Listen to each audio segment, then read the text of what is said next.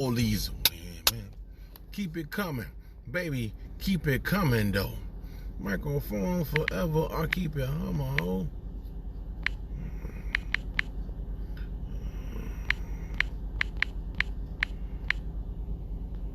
Come on, contacting them right now.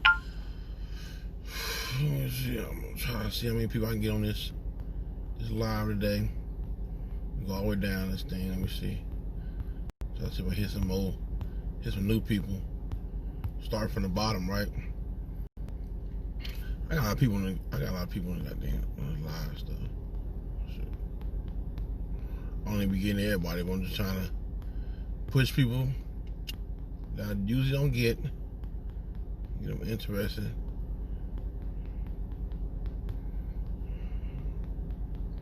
Get another. Wish I can get everybody really on this live when I be talking, because since I have no problem telling the truth, some people get offended by it, but you know, hey, it's is what it is. Excuse me. And that just be what it is right there. So pushing this live out. Oh my man. And really what I'm pushing out for, man, is for people to be able to understand, man, the opportunity sits around us, you know, and just pinpoint some things that people in our community, African American community, because I got most people I got on my live, African American community, just not our community though, but you know, let me push out a little more of these live posts and stuff like that. I'm trying to hit some people that I normally don't get on my lives and stuff like that. You know, but just so people be able to understand where I'm coming from. My purpose really isn't to be offensive, but when you tell the truth and people don't like that, you know, it becomes offensive and stuff like that. But that's not my purpose. My purpose isn't to go out and purposely offend people. But you know what, at the same time, because a lot of us need to start waking up and understand the opportunity sits around us, right? So everybody already know that I do taxes. And the only reason you see me saying that, because I'm still pushing out a lot of invites and stuff like that. I got a lot of people on my friend list. I think it's over 3,000. But so I do taxes, and this is tax season. But it's kind of like it's a depression. It's not a depression. It's a sad scene during tax season as well, because you'll see I get a lot of people come in, get their taxes done, right? They get their taxes done. And they have this idea that because they're getting back $8 or $7 grand in taxes, all of a sudden they're balling. Now, I don't bust nobody's bubble. And I'm definitely not finna embarrass anybody, because that's not appropriate either. But to educate people, we all need to be educated, you know, on money. We need to be educated. The way we talk about football or basketball or sports or boxing, or what's going on in the hood, or the latest car, or how women talk about the latest fashion, or, you know, whatever women talk about. They have so many different conversations. It's funny how the conversation, when we start talking about money and finances, people don't want to talk about it. And I'm going to say African American people, you know, don't want to talk about it. That's not a conversation that people become comfortable with. And the thing about that, the problem with that is that we need to become comfortable. We need to become very comfortable. Hey guys, how y'all doing? I'm sorry. I'm waving back at everybody that came on. We need to be very comfortable. What's up, Tiffany Mitchell? We need to be very comfortable. We'll start having a conversation, understanding, and talking about money, right? Because we're adults, for one. So that's what's affecting us more than anything else, man. It comes down to money. People have a lack of money, or people don't know how to manage their money, or even you have people who have too much money and they don't know what to do with it, right? So that becomes our conversation. That becomes really the driving force of what we need to start talking about.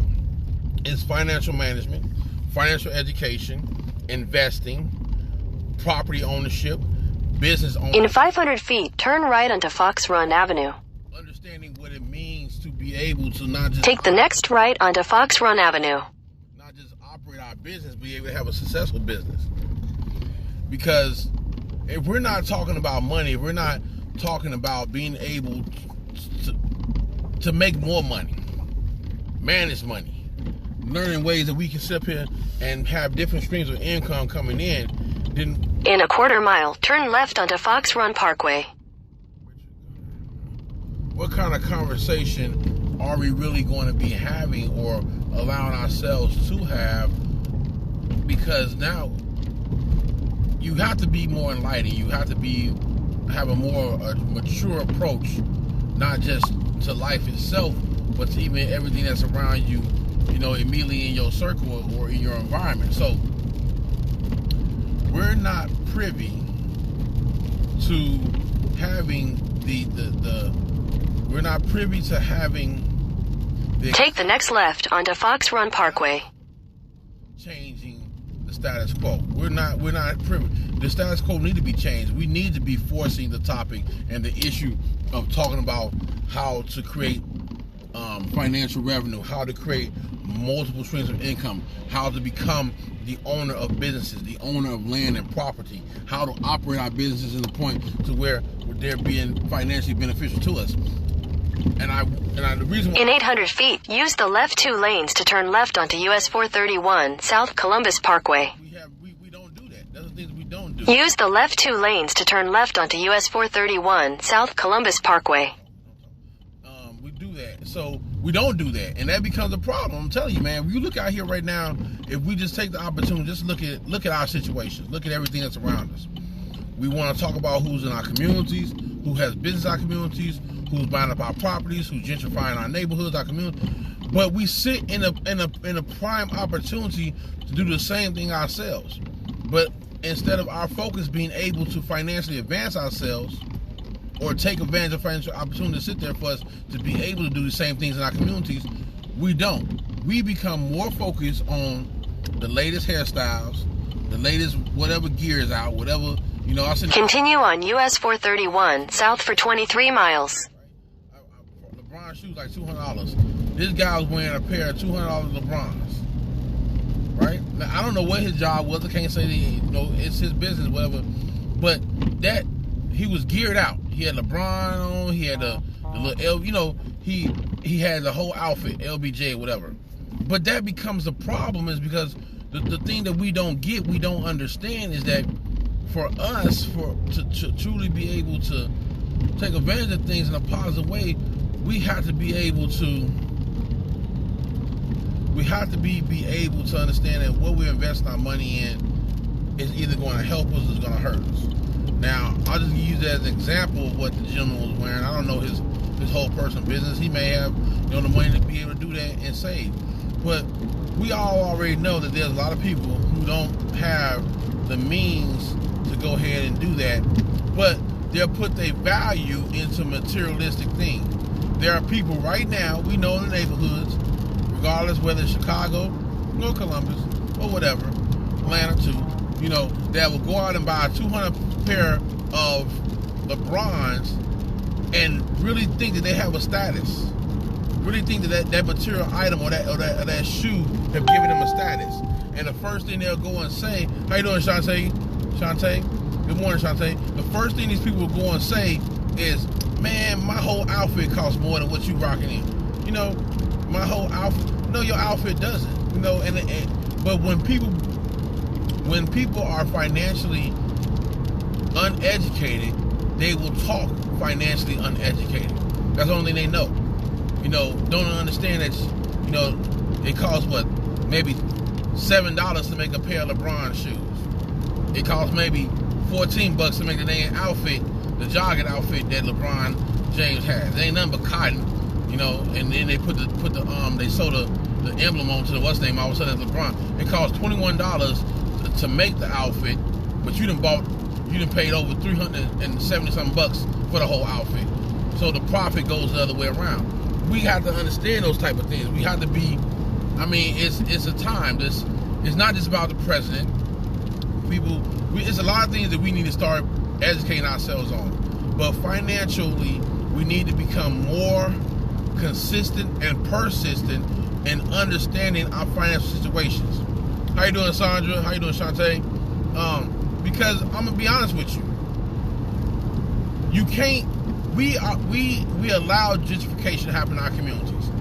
Why? Because we sit here and we spend our money on frivolous stuff instead of taking our money and spending on buying that abandoned building that's been sitting next to us for the last 6 years, right? But then we get mad when you got another ethnicity or race come in, white people or Jews, whatever you want to call, and come in and they buy the property up, and now they want to fix it up and raise the rent on it and put people that's gonna battle what's name, and they start gentrifying you out or gentrifying us out.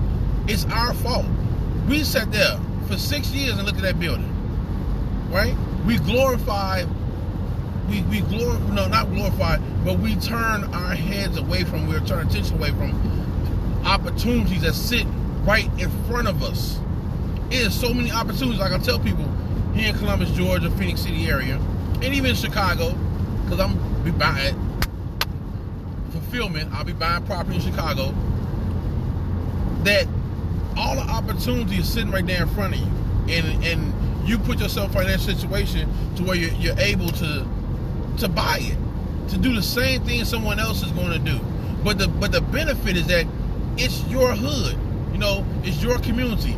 You live there, so you know more about the history and the people in that community than some Caucasian or whoever coming out from the outside moving into your community, right? But because we turn a blind eye to it, or because we're more distracted by shiny things, which is we want to, like right now, I guarantee you, somebody right now that went out and bought Kobe's. They done went out and bought Kobe shoes, the whole little Laker outfit, everything, right? Kobe stuff. And then, hey, that's what they want to do. They want to do that. But how is that actually moving their legacy? How is that actually helping their family legacy move along? By buying Kobe Bryant, you just spent $300, $400 flossing out in Kobe gear as a remembrance of him being, him and his daughter's dead now, and that's nothing negative against that. But what I'm saying is that, isn't there something else that can be better done than that? Why don't you buy property and put up your own little monument or your own little dedication to Kobe off the property you buy? That'll last a whole lot longer than the materialistic shoes you got on or the little outfit, the cotton. But we don't think like that. We have to change our thinking. We have to start thinking more of a long-term plan that's going to be able to solidify us than a short-term plan where we uproot ourselves. We beating ourselves up. We literally beating ourselves up because we're not taking ourselves serious. If we were taking ourselves a lot more serious, there'll be a lot less issues that we're talking about or that we're having when it comes down to financially being able to put ourselves in a position. It's tax season. It's tax return season. It's tax return season for W-2 employees. And I like to stress that point, W-2 employees, because that's what it is. You hear people talking, well, it's tax season. There's no such thing as tax season, because if you own a business, you're doing taxes quarterly all year round. But if you are an employee working for someone, this is your tax season to file your taxes. There's a big difference in the two. But the difference really is financially. The business owner is doing taxes to continue to push it on their business, which they're profiting from. The W-2 employee is filing tax in tax seasons to get back, 17% of taxes they done spent for the whole year. And which they're gonna probably ball out or whatever, they do the whole ball out thing. You see them on Facebook. You'll probably see them on Facebook this February, so about the middle of February, you'll start seeing people post pictures of them in all outfits or all glammed up and stuff like that, or buy the new car. Look, I blessed myself a new car. They buy a new car in February. Come August, the car repossessed. Because they can't keep up with the damn payments. They'll always push the money out. And a true financial class, a true financial education class, will always talk to you about, it's not what you make, it's what you can keep. It's what can you keep? What can you consistently put into your own bucket that's going to make your money grow or have your money grow for you? So when it comes to a point in time where you don't want to work no more, you have built yourself up financially a stronghold to where now you're really able to not work, or you got cash flow coming in to where now the benefit of the things of the system you put in place is financially got money coming in every month to you or every week, whatever, how you want to do it. The game plan, the blueprint of what I continually talk to people about is not just about the hustle, but it's about what you're hustling towards that's going to be able to be a benefit for you future-wise. How you doing, Terry? Some people get it, some people don't.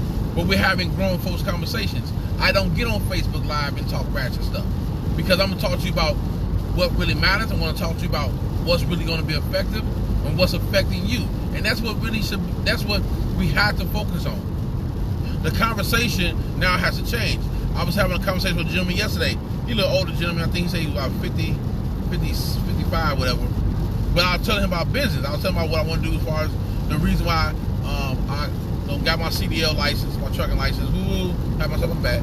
But forming my trucking business and then being able to form my paperwork and stuff like that so I can do business with the federal government as well, and all ties into me being able to create that cash flow, right?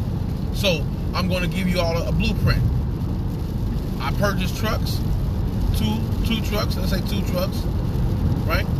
And through those trucks in my company, I bid on contracts to either move equipment or whatever for the federal government.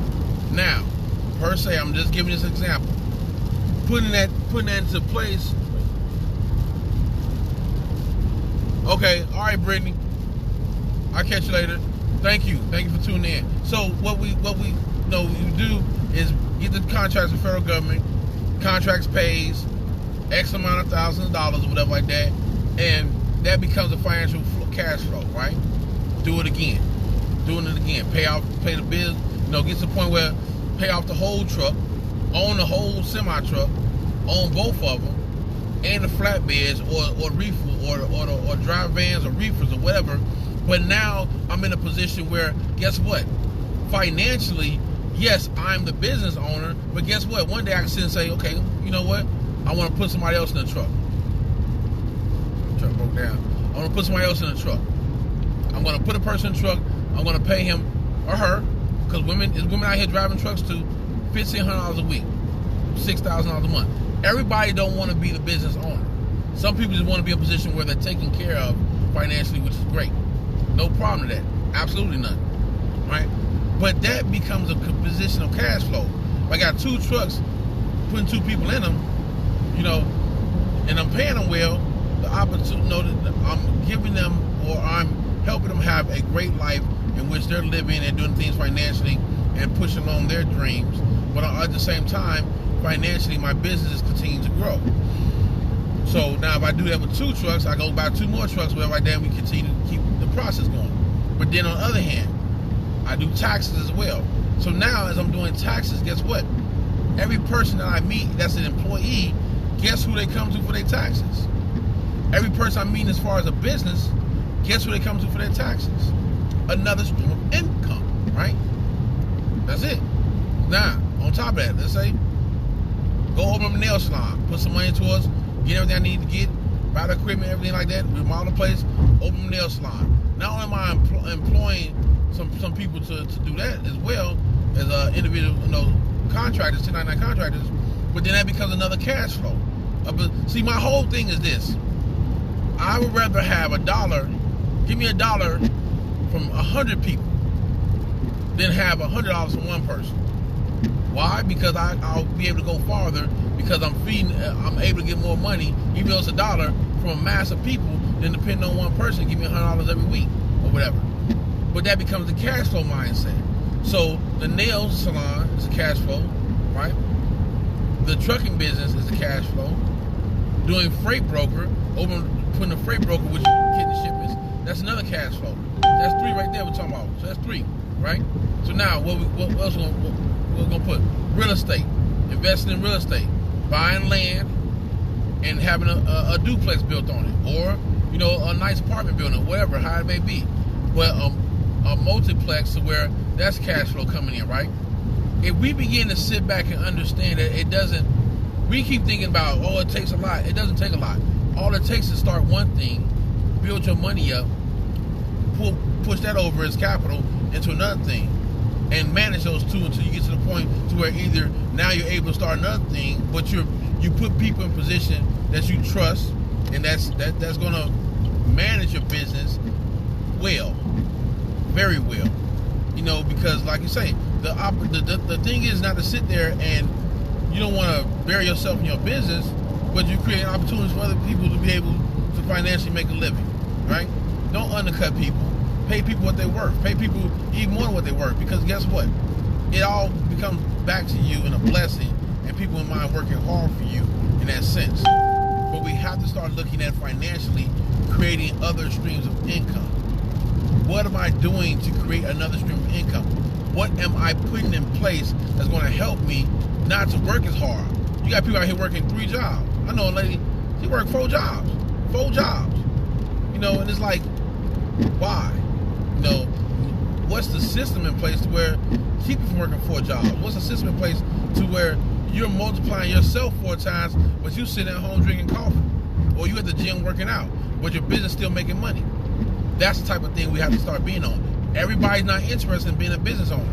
So on that aspect right there, I'm talking to people who are business owners. On the other aspect I'm going to jump onto is you don't have to be a business owner to make your money grow. Start, instead of buying a pair of $200 LeBrons, buy some shares of Nike. Only $84. You buy 2 shares of Nike and still have some money left over to go out to eat or whatever you're going to do, right? That becomes a long-term effect.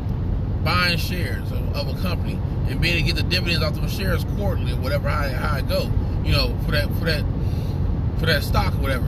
With just some research, it just takes a little bit of research, a little bit of making phone calls, and find out, okay, this is what the return will be on that, or this will help me with. So I start putting money into that, and when we're getting money back quarterly on something, right?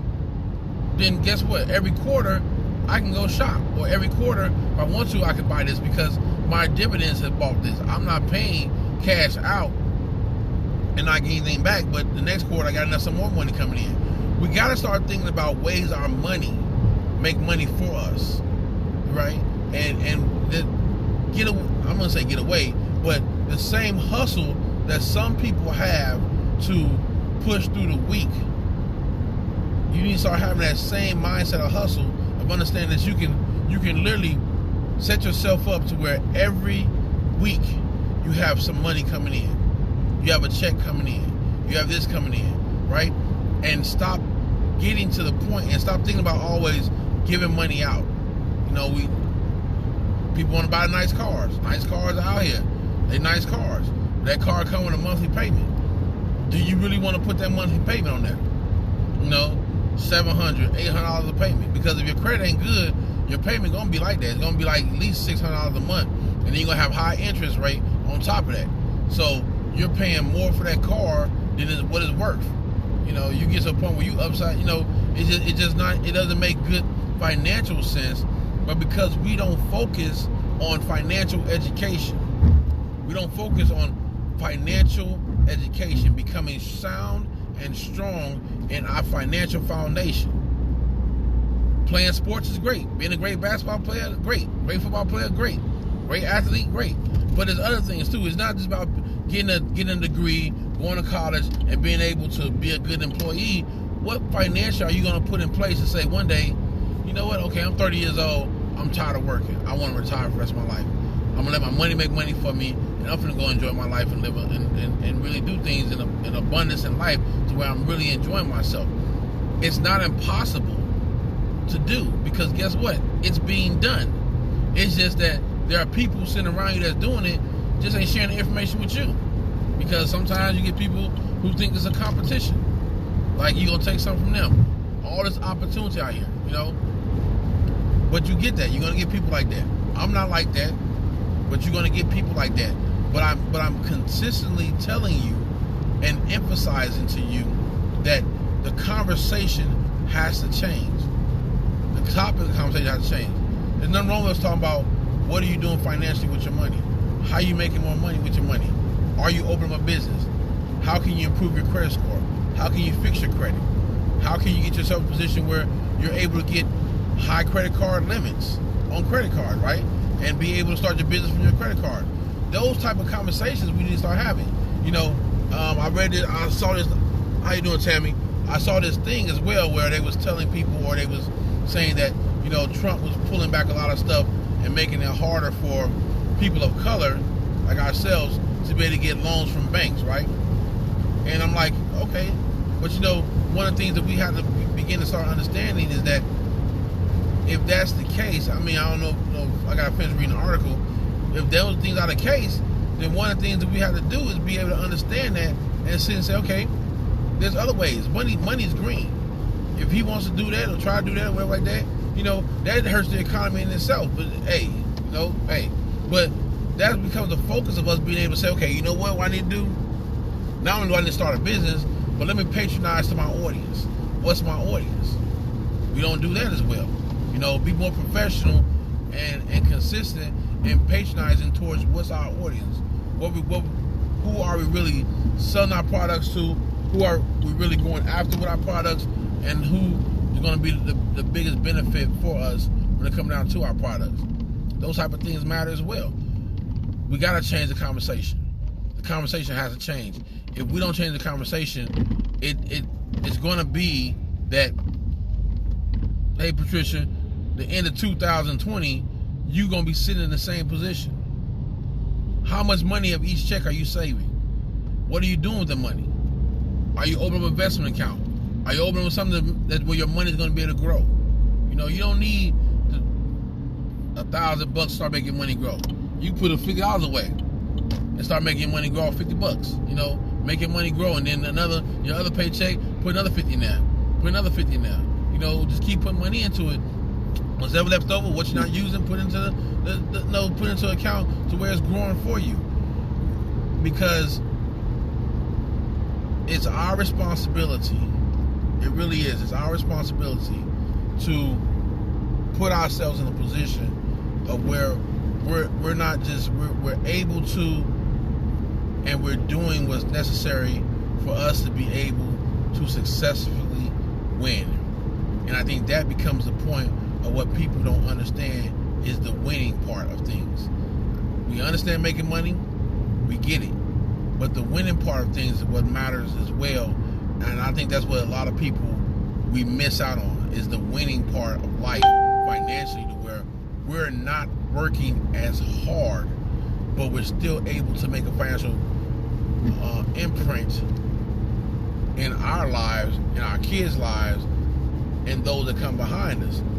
You know, everybody has a problem. You either got people who don't make enough money, make too much money, or, you know what I'm saying, they don't know how to make money, period, you know. But for those people who don't have that issue as deep, no, I'm not talking to you, but I'm talking to people and reach out to people who not only wants to make more money, but wants to make a cash flow of money that's coming into their households. That's the important part. That's the part we got to drive home, is understanding financial education is important. It's highly important. Hold on one second.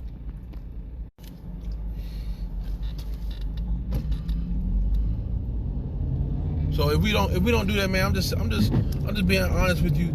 Of everything that we sit around, everything that we're able to do, a lot of things become, you know, is our responsibility to get them done. It's our responsibility to have them done.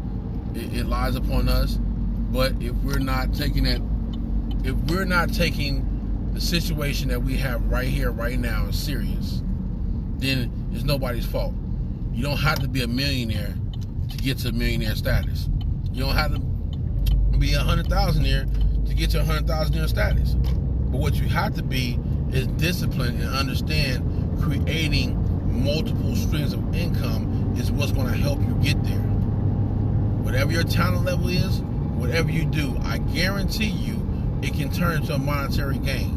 And the money that's made from it is money that you should be put into an investment account or into some type of way to where you not only are the business owner, but you're also benefiting from that business system.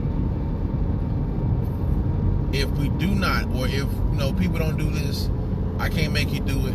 But the one thing I definitely think that we have to start doing is having a conversation and talking about business ownership, talk about real estate ownership, talk about ownership of land, talk about these things, these elements that actually matter, and understanding that they actually do matter. It's not something we're just out here putting out something. It's systems that actually do matter, and how these systems that are in place that matters, that's going to be able to benefit us 5, 10, 15 years from where we're sitting at. Because I'll be honest with you, a pair of Michael Jordans don't matter. A pair of LeBrons don't matter. They don't. They ain't do nothing for your damn life. They ain't do nothing for your family. Period. I'm not knocking what the gentlemen do as a whole is great. You know, they're still making millions of dollars. They're still doing great. But when you get down to the core of what pushes this country along, those things don't matter. And if you don't start taking your financial situation more seriously, what you're gonna find out is that oh yeah, it really don't matter. It don't matter, because now when you find yourself in financial hardship, a pair of LeBrons, you may pay $200 for them. Don't mean nobody can give you $200 for them. Or Jordan ain't come down paying your rent. You know, I'm not saying in a bad way that people are doing bad things or negative things. But what I'm saying is that when you start talking about and look at your financial situation, you have to understand that you have a responsibility to be financially educated and financially responsible and financially grow your situation. From wherever you are, you can grow your situation. And if you don't know how to, call me. If you don't know how to do it, call me. I don't charge for consultations. I don't charge to sit down and talk to you about how to grow your situation. I will not charge anybody to sit down and brainstorm with them about how to get better financially, because we have to change the conversation. And the only way we're going to change the conversation is by having the conversation, one person at a time. Tuesday. No, it's Wednesday. Yeah, it's Wednesday. You know, Wednesday, and this is something that we definitely need to have an effect, and definitely something that we need to do. So, I don't want to take up too much of you guys' time. Let's see. I've been on here 32 minutes already. So, you know, that's just my point. If you are, or if you're looking to be able to financially put yourself in a different position, in a better position financially, where you're making more money, and your money is effectively working harder for you than you are, then please contact me, and I can help you get there. All right? So, you ladies and gentlemen, y'all have a blessed day. It's raining here in this area. I'm going to get ready to go to this appointment. But you all have a blessed day, and I will talk to you ladies and gentlemen later, okay? All right, bye-bye. My number's in the scroll. My number's in the thing. So if you scroll way up to the top, DeJuan Bryant, 334-947-8461. Give me a call, and let's start having grown folks conversations about money. Y'all have a blessed day. Bye-bye.